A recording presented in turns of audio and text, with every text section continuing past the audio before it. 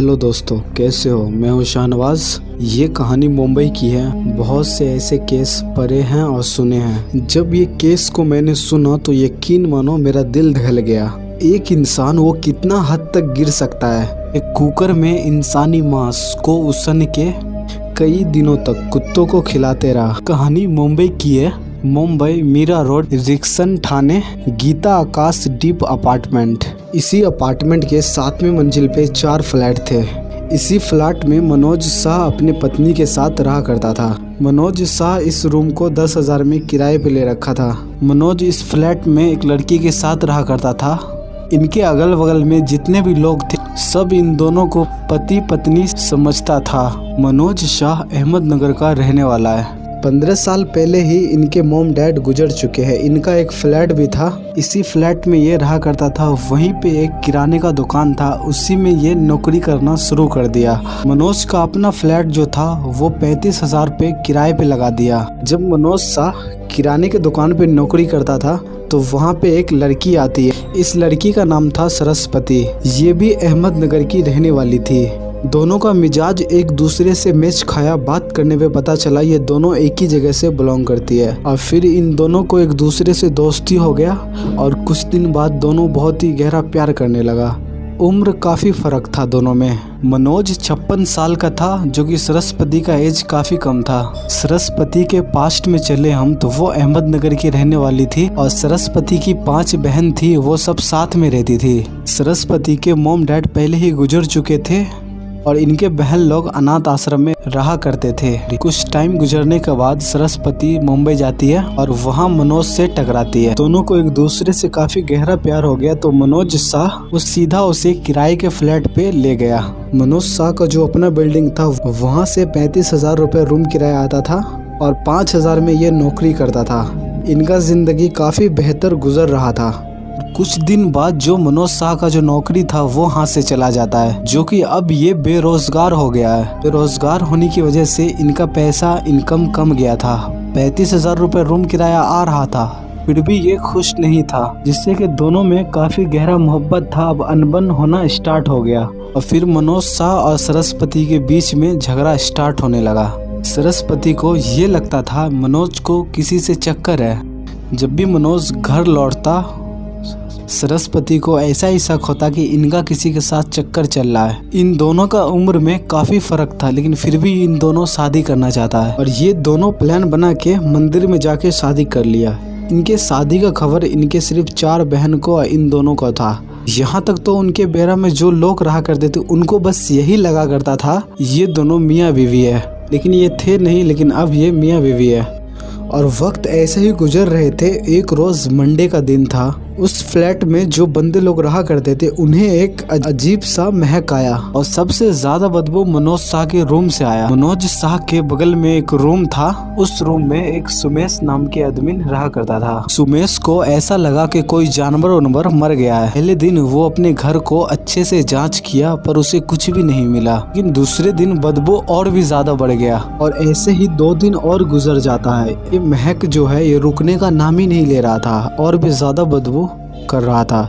मनोज शाह के बगल वाले रूम में सुमेश नाम के आदमी रहा करता था। वो न्यूज़ चैनल देखा करता था। उसे ऐसा लगा कहीं कोई किसी को मार तो नहीं दिया। उसे डर होता है और वो अपने मॉम से बात शेयर करता है, जैसे कि उनके मॉम समझाता है कि तुम पूरा दिन न्यूज़ देखते रहते हो, तुम इसी वजह से तुम्हें कुछ ऐसा लग रहा है, ऐसा कुछ भी नहीं होगा। जब बदबू बहुत ही ज्यादा बढ़ जाता है तो सुमेश मनोज शाह के रूम के बाहर जाता है और डोर बेल बजाता है। वो जैसे ही हाथ रखा फौरन गेट खुल गया। गेट खुलते ही बहुत ही अजीब सा महक बहुत ही तेज उसको सुंघाई देता है। जब वो अंदर जाता है रूम क्लीन होने की खुशबू आता है, जिससे उसे और भी शक होता है कहीं कुछ और तो नहीं छुपाया जा रहा है। तभी उनके पास मनोज शाह आता है। वो बोलता है कि आपको कोई बदबू सुनाई नहीं देता है। मनोज शाह बोलता है कि हाँ बदबू तो आ रहा है, जरूर कोई जानवर उनवर मर गया होगा। शाम को आकर के अच्छे से चेकिंग करूंगा क्योंकि अभी हमारे कोई मीटिंग है और काफ़ी इमरजेंसी है तो अभी मुझे जाना होगा। और ये कहकर मनोज शाह उस घर से चला जाता है। सुमेश वहाँ से चला जाता है और उसे ऐसा लगता है और ये शख्स कितना आराम से बोल रहा है कि बदबू आ रहा है, हम शाम को आकर के चेकिंग करेंगे। सुमेश सोसाइटी में जा करके बताता है सभी को 2-3 दिन से हमें इस रूम से काफ़ी बदबू आता है, इससे पहले भी कई बार शिकायत हुआ है यहाँ पे। उसके बाद सारे सोसाइटी वाले को मिल करके पुलिस को फोन करता और पुलिस आता है और पुलिस के साथ वही रूम में जाता है। जाके देखता तो उस रूम में ताला लगा हुआ था। पुलिस वाले ने पड़ोसियों को गवाह बनाता है और दरवाजे को तोड़ देता है। ताला को तोड़ के सारे लोग पुलिस वाले के साथ उस रूम के अंदर जाता है, अपने नाकों पे रुमाल रख के, कि बदबू का सोर्स यहीं से था और काफी तेज आ रहा था। तो सारे रूम को अच्छे से तलाशी किया जाता है। फ्रिज खोलता है, वहाँ सब कुछ ठीक होता है। रूम चेक किया जाता है, वहाँ भी पूरे अच्छे से क्लीन होता है। और जब हर जगह चेक कर लेता है तो फिर अब किचन बचता है। अब पुलिस की टीम किचन की तरफ जाता है चेकिंग करने के लिए। सारे पुलिस की टीम नाक पे रुमाल रख करके किचन में जितना सारा सामान था सभी को चेक करने लगा था। वहाँ पे 3 बाल्टीन रखा हुआ था। वो बाल्टीन में पानी और कुछ सब के टुकड़े पड़े हुए थे।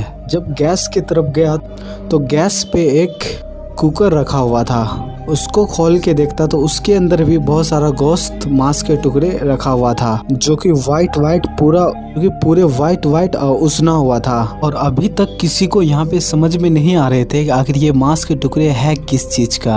और जब टप में अच्छे से ध्यान दिया तो उसे पता चला इसमें इंसानी पैर सब कुछ मौजूद है। और अब सबको यकीन हो गया कि ये किस चीज का चिकन है। फौरन सभी लोग उस किचन से बाहर जाता है और फोरेंसिक टीम को फौरन कॉल किया जाता है जांच करने के लिए। जब वो रूम को और अच्छे से चेक करता है तो एक कोने के साइड में पुलिस वाले को एक कटा हुआ चोटी किसी लेडीज का पड़ा हुआ मिलता है। और जो भी वहाँ पे मौजूद था सभी को पता चल गया ये जो भी मांस देख करके हम आए हैं ये कोई महिला का है। इनके अगल बगल में का जो लोग रहा करते थे वो मनोज शाह सरस्वती को जानते थे। सभी को यकीन हो गया कि सरस्वती का चोटी है।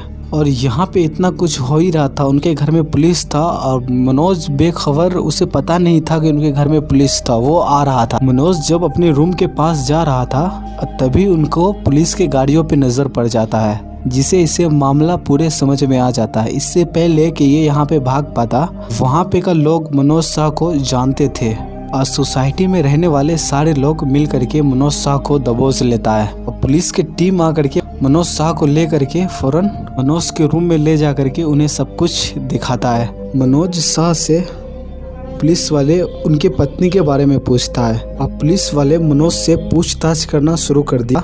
मनोज ने बोलना शुरू किया। मनोज एक कहानी बना करके पुलिस वाले को सुनाता है कि मैं इस रूम में एक 34 साल की महिला के साथ रहा करता था। वो महिला दरअसल शक्की थी। मैं जब भी आता था मेरे पे शक करता था और रोज मेरे से झगड़ा होता था। इसी वजह से वो अपने आप को खुद खुशी कर ली। फिर पुलिस वाले बोले कि तुमने अगर नहीं मर्डर किए, तुमने नहीं मारे, सरस्वती खुद वो सुसाइड की, तो फिर तुम इनके बॉडी को इतने टुकड़े क्यों किए। मनोज साहब बताता है कि मैं जब घर आया तो मैं काफ़ी ज़्यादा डर गया। वो सुसाइड कर ली थी, मैं काफ़ी ज़्यादा डर गया। मैं घबरा गया कि कहीं कोई मुझे पकड़ ना ले, इनके इल्ज़ाम में मुझे फंसा ना दे। इसी वजह से मैं इसके बॉडी को ठिकाने लगाने के बारे में सोचा।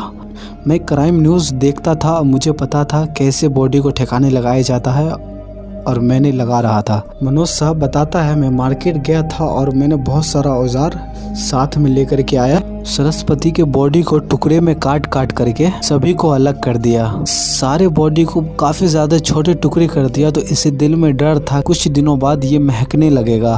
थोड़ा थोड़ा करके कुकर में मैंने उबालना उसको शुरू कर दिया। जब मांस उसना जाता तो फिर मैं तवे पे उनको अच्छे से भून देता ताकि इस चिकन में से स्मेल निकल जाए। सारे टुकड़ों को एक पॉलिथीन में रख करके थोड़ा थोड़ा करके बाहर ले जा करके डॉग को खिला दिया।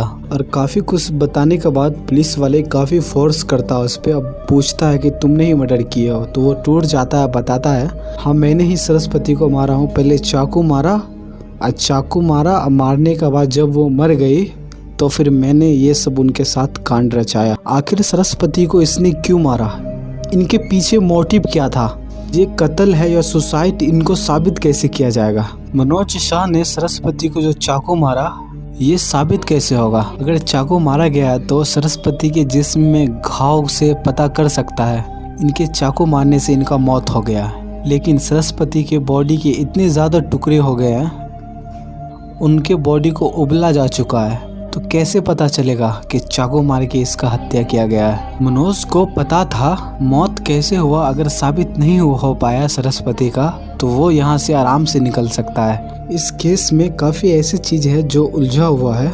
पुलिस को ये साबित करना है कि ये सुसाइड है या फिर ये हत्या है। तो आज की ये थी कहानी। अगर वीडियो अच्छा लगा तो वीडियो को लाइक कीजिए, चैनल पे नए हो तो चैनल को सब्सक्राइब कीजिए और वीडियो को ज़्यादा से ज़्यादा शेयर कीजिए। कोई सा भी सवाल है कमेंट बॉक्स में पूछिए, हम फ़ौरन जवाब देंगे। Thank you so much.